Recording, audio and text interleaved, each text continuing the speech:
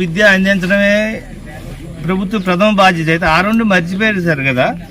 ఈ వ్యాపారం చేసేదానిలో ఎంత దిగజారిపోతా ఉన్నారంటే, ఈరోజు మద్యంలో కల్తీ మద్యం అనేది ఎవరెవరైతే రాష్ట్రంలో తయారు చేస్తూ ఉన్నారో వాళ్ళందరూ ప్రభుత్వానికి తెలుసు.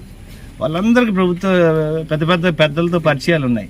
వాళ్ళందరూ గుట్టు రట్టింది. ఈరోజు అందరి మీద కూడా ఎవరెవరైతే చేశారో అంతా మొత్తం బయటకు వచ్చిన తర్వాత ఈరోజు వాళ్ళ మీద సిట్ వేస్తున్నామని చెప్పారు.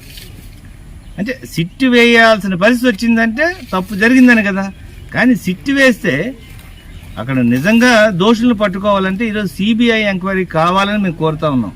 ఎందుకంటే సిట్టుని ఏ విధంగా ప్రభుత్వంలో ఉన్న నాయకులందరూ కూడా, ఆ పార్టీలో ఉన్న సంబంధాలు ఉన్న వాళ్ళందరూ కూడా ఏ విధంగా సిట్టుని నిర్వీర్యం చేస్తారో మాకు తెలుసు.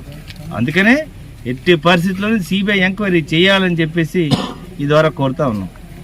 ఈరోజు రాష్ట్ర వ్యాప్తంగా వైఎస్ఆర్సీపీ ఆధ్వర్యంలోని 175 నియోజకవర్గాల్లో కూడా మరి వైఎస్ఆర్సీపీ శ్రేణులు ప్రజల పక్షాన నిలబడి ప్రభుత్వం పైన పోరాటంకి మరి నియోజకవర్గ కేంద్రాల్లో ఉన్నటువంటి ఎక్సైజ్ ఆఫీసుల్లో మరి ర్యాలీగా చేసి ఇక్కడ రిప్రజెంటేషన్ ఇవ్వడం జరిగింది ప్రజల తరఫున.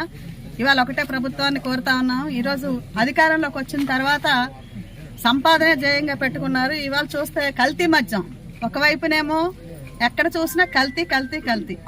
ఒకవైపున స్కూల్లో కూడా సరైనటువంటి భోజనాలు పెట్టక, సరైనటువంటి ఆరోగ్యాలు చూడక అక్కడ పిల్లలంతా కూడా అనారోగ్య పాలై హాస్పిటల్ పాలై ప్రాణాలు కోల్పోతా ఉన్నారు. ఇంకో వైపుని చూస్తే మద్యం ఏర్లై పారుతా ఉంది.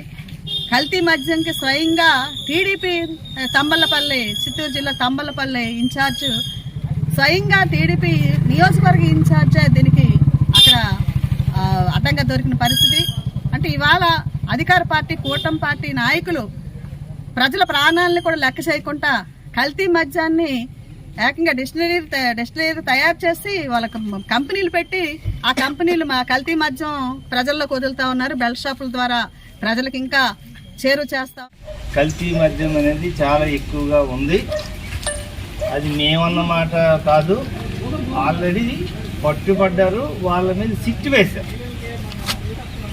ప్రభుత్వమే సిట్టు వేసిందంటే అందులో ఏమీ లేకుండా సిట్టు వేయదు కదా.